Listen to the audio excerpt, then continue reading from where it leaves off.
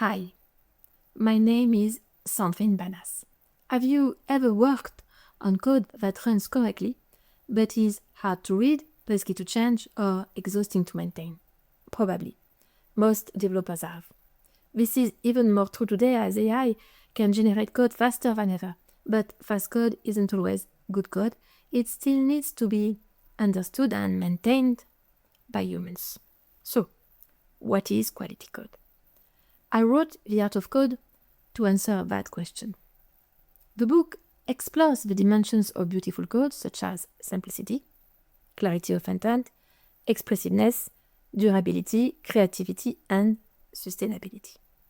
You learn how to write code that tells a clear story, handles failure safely, and reduces its environmental impact to create software that is easier to understand, safer to change, and built to last.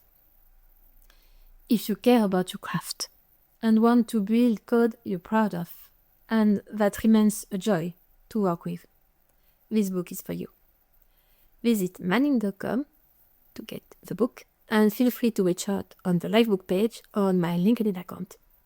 I would love to hear your thoughts and discuss our craft. Thanks for watching.